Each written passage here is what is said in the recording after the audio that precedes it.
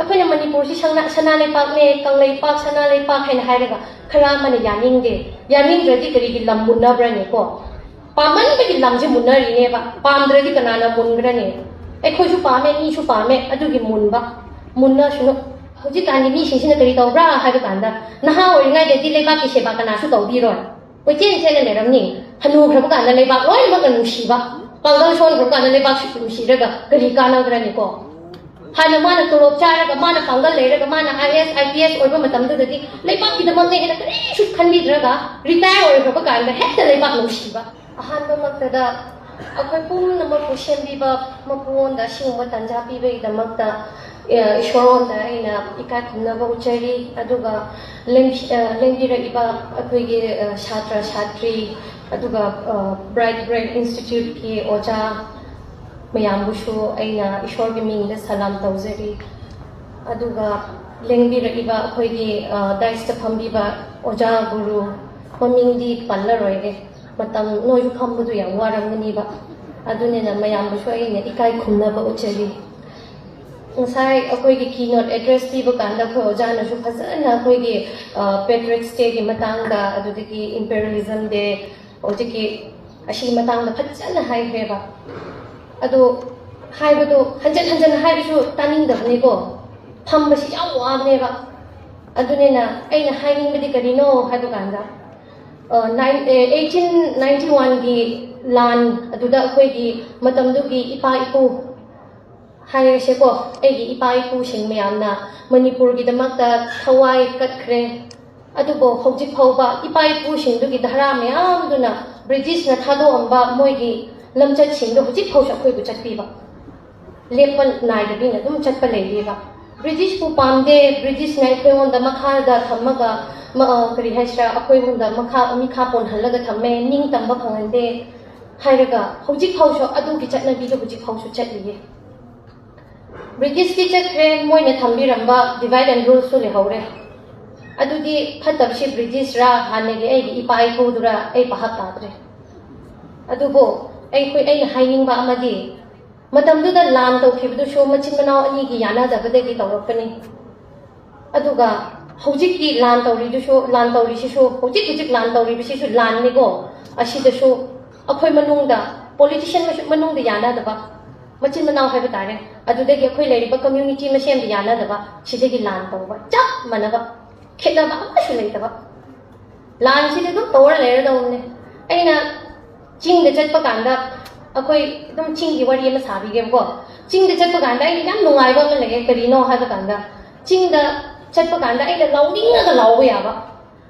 चिंग दा कारगा अइना कनाउना लाउगरा हुयोंदा लाउगरा उचेकु लाउगरा लाउनिंगा लाउबा याबा मफमदो अꯩꯒꯤ ꯅꯤꯡꯇꯝꯕ ꯃꯐꯝꯗꯣ ꯑꯗꯨꯝ ꯑꯣꯏꯌꯦꯕ ꯑꯩ ꯇꯝꯄꯥꯛꯇ ꯂꯩꯔꯒ ꯑꯩ ꯂꯥꯎꯕꯁꯨ ꯉꯝꯗꯦꯕ ꯑꯗꯨꯕꯨ ꯑꯩ ꯆꯤꯡ ꯆꯠꯈ꯭ꯔꯗꯤ ꯑꯩ ꯂꯥꯎꯕ ꯉꯝꯃꯦꯕ ꯍꯔꯥꯎꯅ ꯂꯥꯎꯕ ꯉꯝꯃꯦ ꯑꯗꯨ ꯑꯩꯒꯤ ꯅꯤꯡꯇꯝꯕꯗꯨꯅꯦꯕ ꯑꯗꯨꯕꯨ ꯑꯩꯈꯣꯏ ꯂꯩꯔꯤꯕ ꯃꯅꯤꯄꯨꯔ ꯍꯧꯖꯤꯛꯇꯤ ꯃꯅꯤꯄꯨꯔꯒꯤ ꯋꯥꯔꯤꯗꯨ ꯁꯥꯕꯅꯦ ꯄꯦꯇ꯭ꯔꯤꯌꯠꯁ ꯗꯦ ꯅꯨꯃꯤꯠꯁꯤꯗꯤ ꯁꯦꯡꯅ ꯍꯥꯏꯔꯒ ꯅꯤꯡꯇꯝꯕ ꯐꯪꯈꯤꯕ ꯅꯤꯡꯇꯝꯍꯟꯈꯤꯕ ꯑꯩꯈꯣꯏꯒꯤ ꯏꯄꯥ ꯏꯄꯨꯁꯤꯡꯗꯨꯅ ꯑꯩꯈꯣꯏꯕꯨ ꯅꯤꯡꯇꯝꯕ ꯐꯪꯍꯟꯈꯤꯕ ꯃꯣꯏꯅ ꯊꯋꯥꯏꯅ ꯄꯣꯟꯊꯥ ꯄꯤꯔꯒ ꯑꯩꯈꯣꯏꯒꯤꯗꯃꯛꯇ ꯇꯨꯡꯗ ꯂꯥꯛꯀꯗꯧꯔꯤꯕ ꯖꯦꯅꯦꯔꯦꯁꯟꯒꯤꯗꯃꯛꯇ ꯃꯣꯏꯅ ꯑꯩꯈꯣꯏꯒꯤꯗꯃꯛꯇ ꯊꯋꯥꯏ ꯀꯠꯈꯤꯕꯁꯤ ꯑꯔꯦꯝꯕ ꯇꯥꯕꯒꯤ ꯃꯑꯣꯡ ꯑꯃ ꯂꯥꯛꯈ꯭ꯔꯦꯕ ꯑꯁꯤ ꯂꯥꯛꯍꯟꯅꯤꯡꯗꯦ ꯍꯥꯏꯅ ꯃꯤ ꯑꯃꯅ ꯂꯥꯎꯒꯅꯤ ꯃꯉꯣꯟꯗꯁꯨ ꯂꯥꯎꯗꯅꯤꯡꯉꯥꯏꯒꯤ ꯀꯔꯤ ꯍꯥꯏꯁꯤꯔꯥ ꯑꯗꯨꯝ ꯊ꯭ꯔꯤꯇꯟꯒꯨꯝꯕ ꯑꯃ ꯂꯥꯛꯀꯅꯤ ꯃꯤ ꯑꯃꯅ ꯑꯆꯨꯝꯕ ꯉꯥꯡꯒꯅꯤ ꯑꯆꯨꯝꯕ ꯉꯥꯡꯕ ꯃꯤꯗꯨꯒꯤ ꯃꯊꯛꯇꯨꯗ ꯊ꯭ꯔꯤꯇꯟ ꯑꯃ ꯑꯗꯨꯝ ꯂꯥꯛꯀꯅꯤ ꯑꯗꯨ ꯑꯣꯏꯔꯒꯗꯤ ꯅꯤꯡꯇꯝꯕꯗꯨ ꯐꯪꯗꯔꯤ ꯍꯥꯏꯕꯁꯤ ꯃꯌꯥꯝꯅꯁꯨ ꯌꯥꯅꯤꯡꯉꯦꯀꯣ ꯅꯤꯡꯇꯝꯕꯁꯤ ꯐꯪꯗꯔꯤꯕꯅꯦ ꯑꯩꯒꯤ ꯌꯨꯝꯗ ꯅꯤꯡꯇꯝꯕ ꯐꯪꯗꯦ ꯑꯩꯒꯤ ꯂꯩꯀꯥꯏꯗ ꯅꯤꯡꯇꯝꯕ ꯐꯪꯗꯦ ꯑꯗꯨꯗꯤ ꯅꯤꯡꯇꯝꯕꯁꯤ ꯀꯗꯥꯏꯗ ꯂꯩꯕ꯭ꯔꯥ ꯍꯥꯏꯕ ꯀꯥꯟꯗ ꯊꯧꯕꯥꯜꯗ ꯅꯤꯡꯇꯝꯕ ꯀꯧꯕ ꯅꯨꯄꯥ ꯑꯃ ꯂꯩꯌꯦ ꯃꯗꯨ ꯅꯨꯄꯥꯗꯨ ꯑꯣꯏꯔꯕꯖꯥꯠꯅꯦ ꯍꯥꯏꯅ ꯈꯟꯈ꯭ꯔꯦ ꯍꯧꯖꯤꯛꯇꯤ ꯅꯤꯡꯇꯝꯕ ꯍꯥꯏꯅ ꯃꯥꯕꯨ ꯀꯧꯔꯀꯣ ꯐꯝꯍꯟꯕ ꯑꯗꯨꯅꯨꯗ ꯆꯞ ꯆꯥꯈ꯭ꯔꯦ ꯅꯤꯡꯇꯝꯕꯁꯤ ꯂꯩꯈ꯭ꯔꯦ ꯑꯗꯨꯕꯨ ꯑꯩꯈꯣꯏꯒꯤ ꯊꯪꯒꯥꯜ ꯖꯦꯅꯔꯦꯜꯒꯤ ꯃꯇꯥꯡꯁꯤꯗ ꯈꯔ ꯑꯃꯅ ꯃꯩꯇꯩꯅꯦ ꯈꯔ ꯑꯃꯅ ꯅꯥꯒꯥꯅꯦ ꯍꯥꯏꯕꯒꯤ ꯀꯟꯇ꯭ꯔꯣꯚꯔꯁꯤ ꯌꯥꯝ ꯂꯩꯕꯅꯦ ꯑꯗꯨꯕꯨ ꯃꯥꯗꯣ ꯐꯠꯇꯕꯗ ꯑꯩꯈꯣꯏꯒꯤ ꯊꯪꯒꯥꯜ ꯖꯦꯅꯔꯦꯜꯁꯤ ꯀꯔꯤꯒꯨꯝꯕ ꯐꯠꯇꯕ ꯑꯣꯏꯔꯝꯃꯗꯤ ꯃꯩꯇꯩꯅꯁꯨ ꯑꯩꯈꯣꯏ ꯃꯩꯇꯩꯅꯦ ꯍꯥꯏꯔꯣꯏ ꯅꯥꯒꯥꯅꯁꯨ ꯑꯩꯈꯣꯏ ꯅꯥꯒꯥꯅꯦ ꯍꯥꯏꯔꯣꯏ ꯑꯗꯨꯕꯨ ꯃꯥꯁꯤ ꯑꯩꯈꯣꯏꯒꯤꯗꯃꯛꯇ ꯊꯋꯥꯏ ꯈꯥꯁꯤ ꯇꯧꯔ ꯀꯠꯈꯤꯕꯅꯤꯅꯀꯣ ꯑꯩꯗꯤ ꯃꯩꯇꯩꯗ ꯄꯤꯔꯔꯣꯏꯕ ꯑꯩꯈꯣꯏꯒꯤꯅꯦ ꯍꯥꯏꯔꯤ ꯊꯪꯒꯥꯜ ꯖꯦꯅꯔꯦꯜꯗ ꯑꯩꯈꯣꯏ ꯅꯥꯒꯥꯒꯤꯅꯦ ꯍꯥꯏꯈ꯭ꯔꯅꯤꯕ ꯁꯨꯡꯄꯤ ꯄꯤꯔꯣꯏ ꯑꯩꯗꯤ ꯑꯗꯨꯃꯥꯏꯅ ꯈꯟꯈ꯭ꯔꯦ ꯐꯠꯇꯕ ꯑꯣꯏꯔꯗꯤ ꯀꯅꯥꯅꯁꯨ ꯃꯨꯟꯅꯔꯣꯏ ꯑꯗꯨꯒ ꯃꯥꯅ ꯊꯋꯥꯏꯅ ꯄꯣꯟꯊꯥ ꯄꯤꯈ꯭ꯔꯕ ꯃꯇꯨꯡꯗ ꯑꯩꯈꯣꯏꯁꯤ ꯅꯤꯡꯇꯝꯕꯒꯤ ꯑꯩꯈꯣꯏꯒꯤ ꯃꯅꯤꯄꯨꯔꯒꯤ ꯑꯩꯈꯣꯏꯒꯤ ꯃꯩꯇꯩꯁꯤ ꯈꯔ ꯆꯨꯝꯕ ꯍꯧꯔꯛꯄꯅꯤꯅ ꯑꯩ ꯅꯥꯒꯥꯅꯤ ꯑꯗꯨꯝ ꯂꯧꯅꯤ ꯃꯩꯇꯩꯅ ꯑꯩꯈꯣꯏ ꯃꯩꯇꯩꯒꯤꯅꯦ ꯍꯥꯏꯕꯁꯨ ꯅꯠꯇꯦ ꯑꯩꯈꯣꯏ ꯅꯥꯒꯥꯒꯤꯅꯦ ꯍꯥꯏꯒꯅꯤ ꯑꯗꯨꯒ ꯃꯇꯝꯗꯨꯗ ꯑꯩꯗꯤ ꯁꯦꯡꯅ ꯍꯥꯏꯔꯒ ꯃꯩꯇꯩ ꯄꯥꯡꯒꯜꯗ ꯑꯩꯈꯣꯏꯒꯤ ꯏꯄꯥ ꯏꯄꯨ ꯑꯩꯈꯣꯏ ꯃꯩꯇꯩ ꯅꯤꯉꯣꯜ ꯂꯧꯕꯅꯦꯅ ꯔꯤꯂꯦꯁꯟꯒꯤ ꯃꯇꯨꯡ ꯏꯟꯅ ꯏꯄꯥ ꯏꯄꯨ ꯀꯧꯔꯒꯦꯀꯣ ꯏꯄꯥ ꯏꯄꯨ ꯗꯥꯁꯨ ꯁꯔꯗꯥꯔ ꯃꯥꯒꯤ ꯃꯇꯥꯡꯁꯦ ꯑꯩꯗꯤ ꯈꯪꯗꯕꯅꯦ ꯅꯣꯡꯃ UMPCꯒꯤ ꯀꯩꯅꯣꯒꯤ ꯁꯦꯀꯦꯟ ꯐꯥꯎꯟꯗꯦꯁꯟ ꯗꯦ ꯅꯨꯃꯤꯠꯇ ꯑꯣꯖꯥ ꯁꯥꯃꯨꯒꯤ ꯂꯥꯏꯔꯤꯛꯇꯨ ꯄꯤꯔꯛꯄ ꯃꯇꯝꯗꯨꯗ ꯑꯩꯅ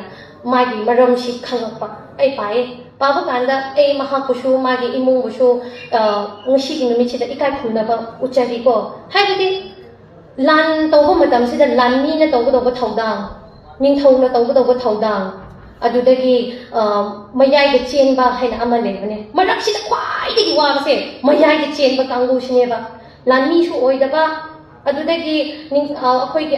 ꯀꯩꯅꯣ ꯀꯔꯤ ꯍꯥꯏꯁꯤꯔꯥ ꯀꯦꯕꯤꯅꯦꯠꯇꯁꯨ ꯐꯝꯕ ꯐꯪꯗꯕ ꯀꯥꯡꯕꯨ ꯂꯩꯌꯦ ꯃꯌꯥꯏꯗ ꯆꯦꯟꯕꯁꯤꯡꯁꯤ ꯌꯥꯝ ꯋꯥꯏꯑꯦꯕ ꯑꯗꯨꯒꯤ ꯑꯋꯥꯕꯁꯦ ꯃꯤꯑꯣꯏꯕ ꯀꯅꯥꯅꯁꯨ ꯈꯪꯗꯦ ꯆꯦꯟꯕ ꯃꯤꯅꯗꯤ ꯈꯪꯕꯅꯦ ꯑꯗꯨꯒꯨꯝꯕ ꯑꯩꯈꯣꯏꯒꯤ ꯏꯄꯥ ꯏꯄꯨ ꯗꯥꯁꯨ ꯁꯔꯗꯥꯔꯕꯨꯁꯨ ꯑꯩꯅ ꯏꯀꯥꯏ ꯈꯨꯝꯅꯕ ꯎꯠꯆꯔꯤ ꯃꯇꯝꯗꯨꯗ ꯃꯥꯒꯤ ꯏꯃꯨꯡ ꯃꯅꯨꯡ ꯑꯗꯨꯗꯒꯤ ꯃꯥꯒꯤ ꯀꯔꯤ ꯍꯥꯏꯁꯤꯔꯥ ꯃꯥꯒꯤ ꯔꯤꯂꯦꯇꯤꯚ ꯃꯌꯥꯝꯅ ꯃꯥꯒꯤꯗꯃꯛꯇ ꯇꯧꯒꯅꯨ ꯍꯥꯏꯅ ꯆꯩꯔꯝꯕꯁꯨ ꯃꯌꯥꯝ ꯌꯥꯎꯔꯝꯒꯅꯤ ꯑꯗꯨꯕꯨ ꯃꯥꯅ ꯃꯩꯇꯩ ꯅꯤꯉꯣꯜ ꯑꯃ ꯂꯧꯔꯒ ꯑꯗꯨ ꯃꯩꯇꯩ ꯅꯤꯉꯣꯜꯗꯨ ꯂꯧꯕꯗꯒꯤ ꯃꯥꯁꯤ ꯑꯩꯈꯣꯏ ꯃꯅꯤꯄꯨꯔꯁꯤ ꯅꯨꯡꯁꯤꯔꯛꯄꯅꯦꯕ ꯅꯠꯇ꯭ꯔꯗꯤ ꯃꯥ ꯎꯠꯇꯔ ꯄ꯭ꯔꯗꯦꯁꯇꯒꯤꯅꯦ ꯍꯩꯀꯣ ꯃꯥ ꯀꯔꯝꯍꯥꯏꯅ ꯑꯩꯈꯣꯏ ꯃꯅꯤꯄꯨꯔꯕꯨ ꯅꯨꯡꯁꯤꯈ꯭ꯔꯅꯦ ꯑꯗꯨꯕꯨ ꯃꯥꯅ ꯃꯅꯤꯄꯨꯔꯗ ꯂꯩꯔꯛꯑꯒ ꯃꯅꯤꯄꯨꯔꯁꯦ ꯁꯦꯡꯅ ꯍꯥꯏꯕꯗꯤ ꯆꯨꯝꯕ ꯑꯃ ꯂꯩꯕꯅꯦ ꯁꯅꯥ ꯂꯩꯄꯥꯛꯅꯦ ꯍꯥꯏꯕꯁꯦ ꯌꯥꯝ ꯆꯨꯝꯕꯅꯦ ꯁꯅꯥ ꯂꯩꯄꯥꯛꯁꯤ ꯈꯔ ꯃꯉꯣꯟꯗ ꯑꯩꯈꯣꯏꯅ ꯃꯅꯤꯄꯨꯔꯁꯤ ꯁꯅꯥ ꯂꯩꯄꯥꯛꯅꯦ ꯀꯪꯂꯩꯄꯥꯛ ꯁꯅꯥ ꯂꯩꯄꯥꯛ ꯍꯥꯏꯅ ꯍꯥꯏꯔꯒ ꯈꯔ ꯑꯃꯅ ꯌꯥꯅꯤꯡꯗ꯭ꯔꯗꯤ ꯀꯔꯤꯒꯤ ꯂꯝ ꯃꯨꯟꯅꯕ꯭ꯔꯅꯦꯀꯣ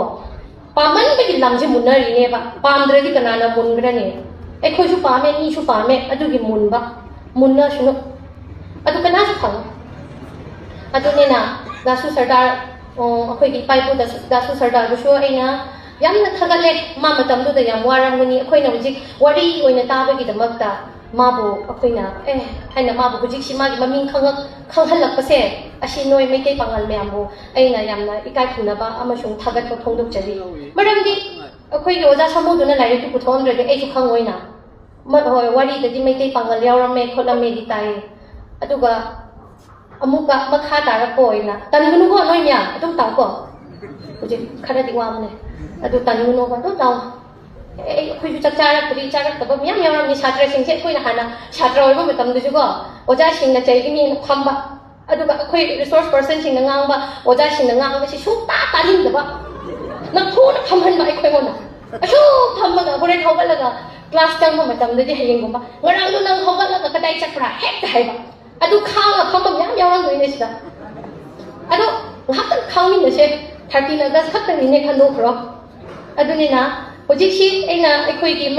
ꯀꯩꯅꯣꯒꯤ ꯃꯅꯤꯄꯨꯔꯒꯤ ꯌꯨꯕꯔꯥꯖ ꯇꯤꯀꯦꯟꯗ꯭ꯔꯖꯤꯠꯀꯤ ꯋꯥꯔꯤ ꯈꯔ ꯍꯥꯏꯅꯤꯡꯉꯦ ꯃꯥꯁꯤ ꯆꯍꯤ 63ꯗ ꯃꯥ ꯁꯤꯕꯅꯦ ꯍꯥꯏꯅ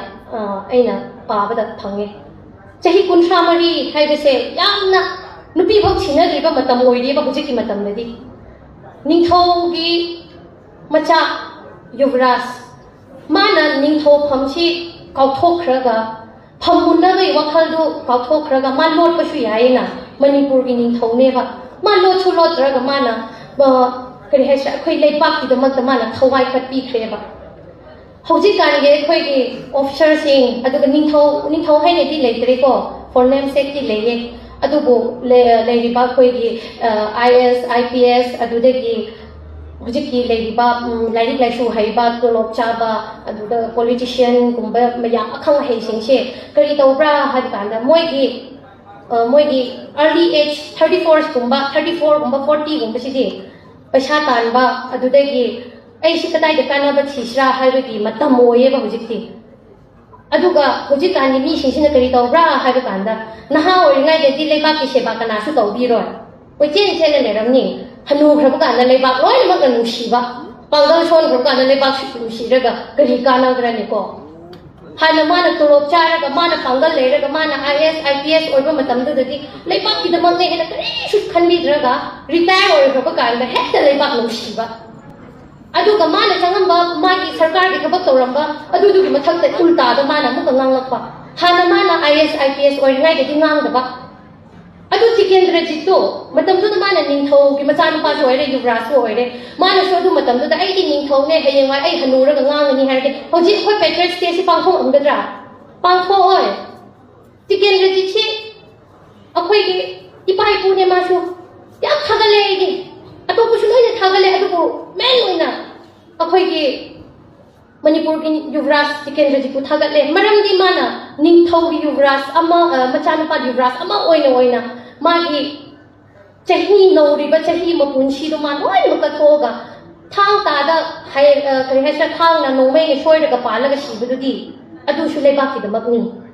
adu ko masha gi oizawa khuding loi na tha do ga mana ai khoi gi ai gi praja gi da magni ko hai na ma ya mamang da thoga phashi yan la ga shibi ba ngamba ma gumba chahi nori ba mi Yuvraj tu di akhoi na noi le ba noi chhatra sing na jo unchi da kaw gono ma on da di Patriot state si yamna nungshi ba yamna nungai ba Patriot state si toram dradi akhoi Manipur si huji ning tam bu shu phangamoi yamna nungai ba Tikendra ji akhoi gi Yuvraj Tikendra ji adungai gi ma bu shu yam thagat le mayai gi chen ma akhoi gi every akhoi na thabak taw ba khuding ma si pak mai kai pangal jing hekta yawram ba ona hekta khang ba ahama da di khang ba ko na tor khang ba adu bo ai nang sai have to thangal general di mai kai da pi ro akhoi na law kra ni naga da law kra ni akhoi su thongna pha ba khra yaw ge ba ko adu ni na law kra ni ma se na adum bari pa ba kan ma sak su phaje he wang chaw we ha ne khoi phaja ba khudi ma khoi law kra ni na ai khan ro ne jikte dubai na khale aduga wa shi yam ngang he yam nungai re noi di institute chi da ju la pa yam nungai re aduga wang story oina makha ta na dum li ra ga re noi su yam tan khre ni ba adu mu don da di ai na hai shi da noi gi pukning da kana ga do ba le ra di khara or solution bio akoi chhatra sing se mama mapa na ko CSO da organization da yaw ra di hoji kan di kari kana ga no hai mama mapa do lai khai ba mi na organization yaw han dre ba aduga lai khai ba sing na thabak taw khrani tolop charani mana thabak taw ma tam da di taw bi roi le ba ki da ma hanura kan da le ba ki na ma ka thok du di kana da ne noi na hai ri ba lai ri to le ba ki da ma chu sharu khara yawo lai ri khayo lai shu hayo muslim ki nupi na ma pan thok pa ya de hai ra shu yengo na da su sardar ki nupi do mai kai pangal na tro ma gi nupa na nupi khatra di nupa khatab ne nupi khara di nupa khaw ne ko idum pan da thai na diklam da ba nupa se mai nupi ari pa ma lo ra di nupa sa dum dik pa ne adu ne na me noi na nupi sing se noi di nupa na lai ba ki thabak to ba noi ju to ba yawo